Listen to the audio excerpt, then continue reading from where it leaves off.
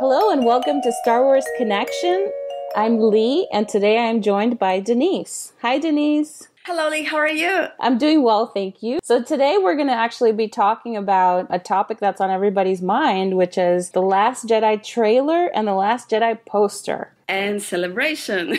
Yes, I actually got a chance to go to Celebration, so we'll be talking a little bit about what that was like. I'm going to ask all kinds of questions because I wasn't there.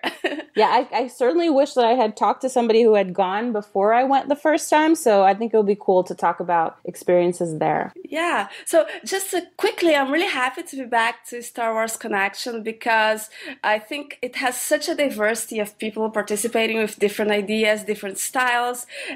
The downside is that it's a little chaotic. The audience is awesome. It comes from all kinds of corners of the fandom, different styles, and it's the only Star Wars thing that I know that you're gonna hear people talking from 3 different continents in one episode. So it's very diverse, and it reminds us that we're all from the same planet, which in, galactic terms is really nothing. And we should be reminded of it more often. So I really love it. I think it's a wonderful project, and I'm super, super proud to have the chance. It's an honor to have the chance to participate in it. Yeah, I don't think we talk about this actually, but you're in Montreal right now, right? Yes, I am. I'm outside of Chicago, so we're never in the same room when we're recording. In previous episodes, we've had people like in India and people in the UK and people in the US. So the challenges with our audio, are there. We're always trying to clean up the sound a little bit. Hopefully we'll have better quality sound this time. But yeah, it definitely is an awesome project and really cool to be a part of it. Yeah, absolutely.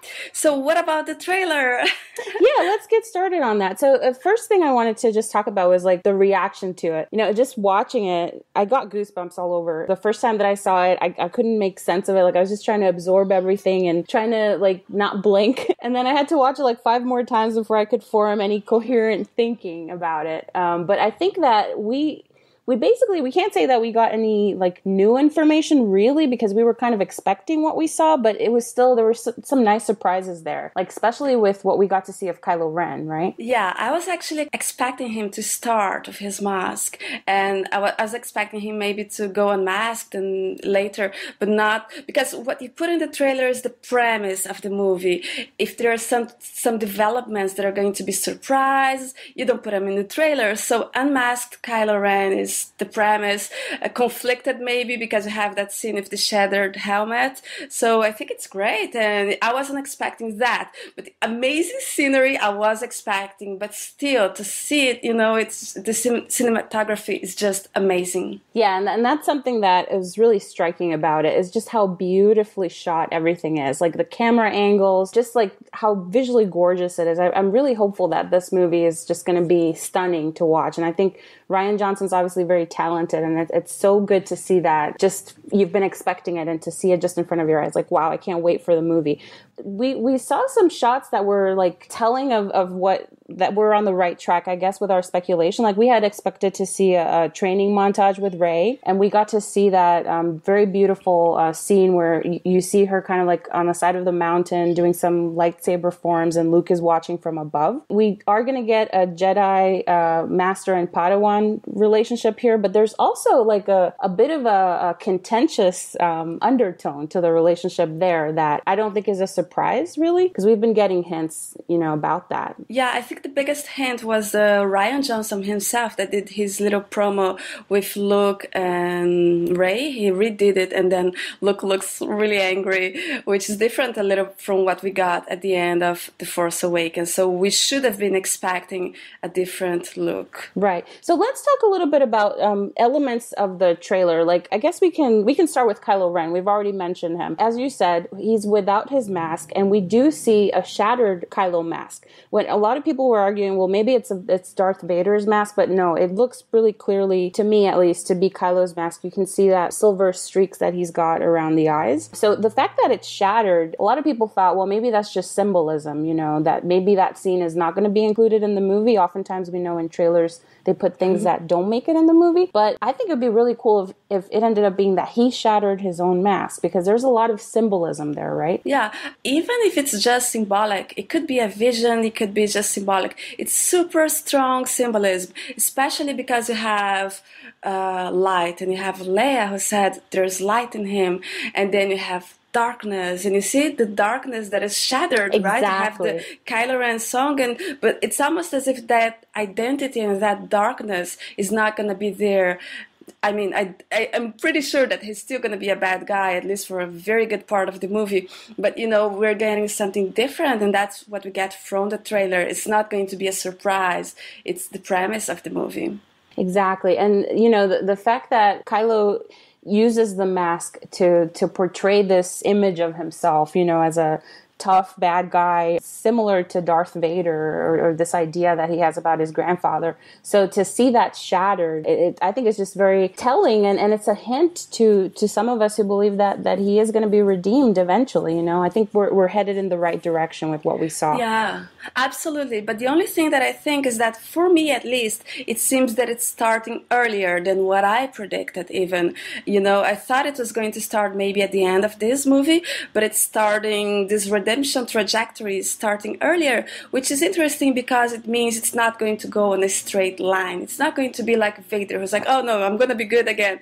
And I think we might have ups and downs. It could be that eventually he seems that he's going to change and then he goes back because, if he's starting to question his Kylo Ren identity right now, he can't solve it right now. He has to solve it by the end of the third movie. Yeah, that's a good point. And we know that, Star Wars is a collection of different, ideas and background things. Like the psychology of change is basically change doesn't happen overnight. There's a period where you're kind of contemplating on it. There's a period of pre-contemplation where you're like, is this really a problem? Do I want to change it? Then contemplation where you're like, what are the pros and cons of changing? And then preparing to make the change, then going into action of change, and then trying to maintain the change. So that's like a quick 5-second intro into the psychology of change. So I think we're going to see Kylo as a fully fleshed character who's a conflicted person, who's he's torn apart. He said it himself. And I think we're going to see that progression towards the light. Maybe it's wishful thinking, but I think the trailer gave us a hint of that. One thing you mentioned, Denise, that I think is important, it's like it's happening early on.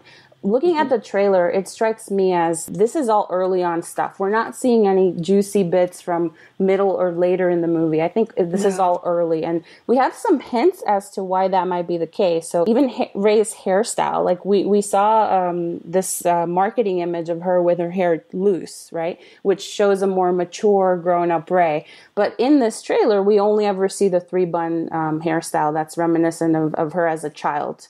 So I think that we're only getting snippets of early on. So maybe even Luke's saying the Jedi must end. Maybe that's something that he says early on in the movie. We don't really know at this point, but we do see the training montage. We see Kylo. I wonder if that's him confronting her when he arrives on the island. And, it's all speculation at this point. Yeah, absolutely. I think, that's the idea. The trailer is not going to show things that are going to be developments later on. It shouldn't. I know some movies actually spoil the entire movie, but I don't think it's the case here. It's the beginning of the story from where they're starting. Yeah, exactly. And so let's talk a little bit about elements that we see as the trailer progresses. Obviously, it's Rey kind of training, right? Maybe meditating, and she's seeing things. Yes. So when she says the light, we see Leia. And that shot was awesome because it even looks a little bit like Darth Vader with her hairstyle. Yeah. So it's really cool. And it reminds you of like her saying there's still light in him, Absolutely. It also parallels, in fact, the entire trailer parallels the teaser trailer for The Force Awakens. Right. When Kylo is facing that window and seen from the back. And it's exactly at the same time. So when you have Leia at that time with light, it's absolutely, I think it's meant to recall Kylo Ren and the fact that she said that there is light in him. Right. And then Rey says she sees darkness, and you hear a little bit of a voiceover saying seduced to the dark side or something like that. It's ObiWan. Right, and you see Kylo's mask shattered, and we've talked about that. And then she goes on, and then she goes on to say, there's balance. So this really, for me, I get goosebumps just talking about it. We've been speculating for so long about how Rey is going to bring balance here, right? So we're seeing light and dark, arc, and Rey is somehow going to embody that balance or help to repair and bring balance to the relationships that are off balance. So I feel like we're heading in the right direction with our speculation. Yeah, I think absolutely, and that's we're going to discuss later in the poster, but also in the trailer we have these voices and these whispers, and you have I love you, and you have I think help me ObiWan, and there's a lot of speculation, and some people think it's because Rey is Obi-Wan's granddaughter. Mm-hmm. I don't know, I wouldn't say that, but it certainly recalls, the trajectory of these characters in the films. I will tell you, I'm a Kenobiist. I'm going to come out and say it.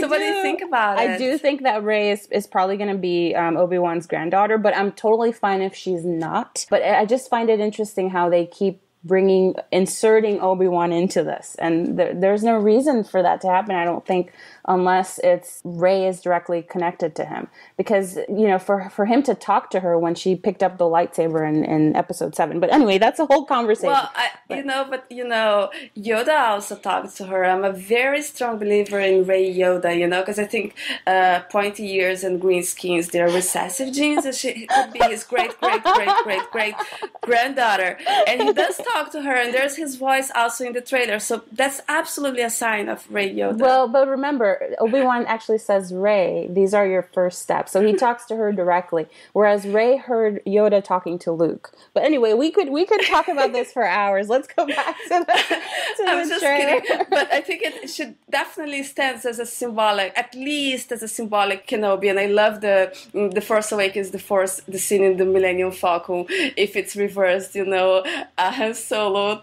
talking about the Force to Kenobi, it would be great. Yeah. But I don't know about it, and I wouldn't want to interpret everything in terms of parentage, because I think that's how the Rey Skywalker started, because everything was seen as a sign of parentage when there were signs of different things. I think for me, the signs are that Rey is the Luke of this trilogy. She's the protagonist, and I think that they were very clear on that aspect. That this is the new Luke. Luke is no longer the central figure here, so it is Rey. It's all shifted onto her. In the trailer, she's only seen doing things, acting, and acting. I don't mean as an actor. She's in motion, she's running, she's training, and I think it's really a trailer to put her as this protagonist very clearly.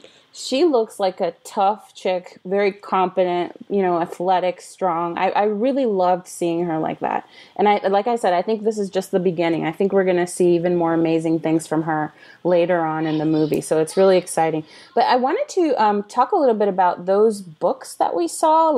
So I think we're going to find out finally secrets about this Jedi Temple. And I hope we're going to learn what the hell Ben and Luke were doing and why it made both of them become so weird, and whatever they saw, whatever they experienced was really shattering. And you have the scene of Rey coming out of whatever she saw, and she's a little disturbed as well.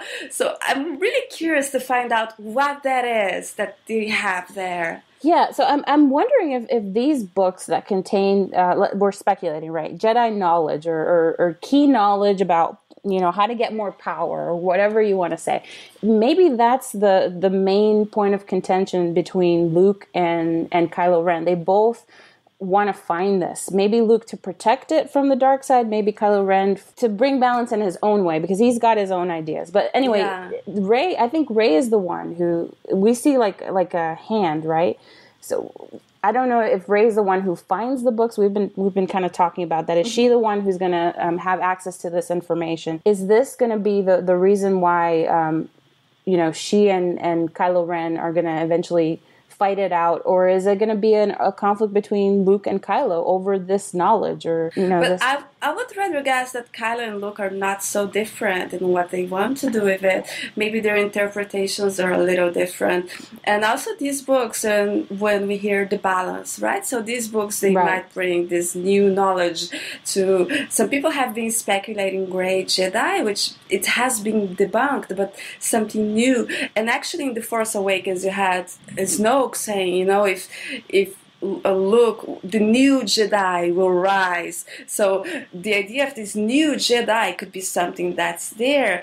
And maybe that's even why we say, the Jedi must end. Maybe it's not, the Jedi suck, but maybe this is the idea of the new Jedi. Yeah, like maybe like a more evolved Jedi that are not so rigid and like, you can't have attachments, you can't love. And definitely the idea that by reaching back to the past and finding the foundations, you can get rid of the misinterpretations and do something new that's more reflective of the original intention. That's what came to my mind when I saw the books and maybe the knowledge they represent. Talking about like Kylo Ren, very brief appearance, but very striking, right? With holding the lightsaber, and if you look at his eyes, you can see the reflection of a blue lightsaber in his eyes. So I'm speculating that he's facing off against someone who's holding the blue lightsaber, and we've seen Rey hold the lightsaber earlier in the trailer, so we're guessing maybe he's facing off against Rey. So he's arrived on the island and they're squaring off against each other. That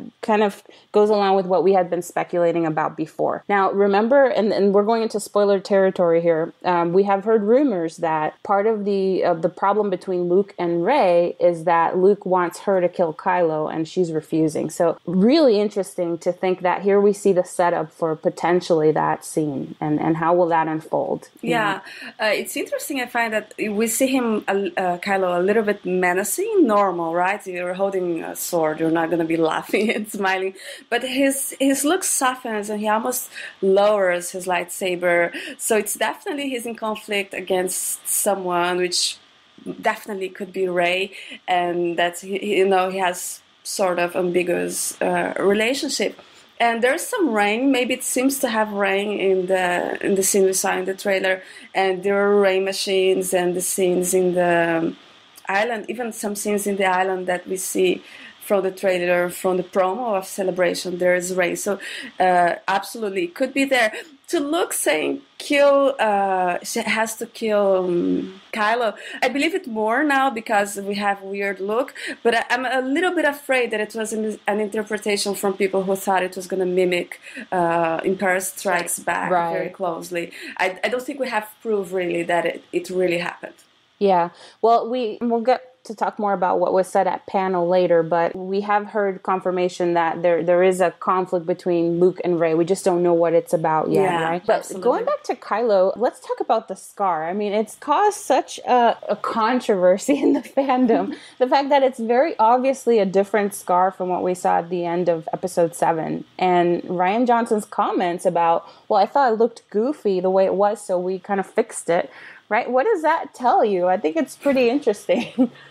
Well, I like that Rian Johnson clarified, because people were starting to speculate like crazy about this different scar, when actually in real life scars heal weird, it's not such a huge continuity thing. But he clarified that he thought it would look better and that it looked goofy, so he wants Kylo not to look goofy, which is great. Exactly. He wants Kylo to look good. That's what I got out of that. And the scar, it's not disfiguring, If anything, a lot of people may think it adds character to his face, because there are times when he looks even boyish. So I think the scar only enhances things. I don't think it gets in the way of him being redeemed. I don't think he's going to look hideous with it. I think it looks actually really clean, really nice. I think, whoever thought it was going to look hideous haven't seen the prequel trilogy and Anakin. Anakin had a scar, and he looked fine. Better than with that stupid hair and then in the second movie.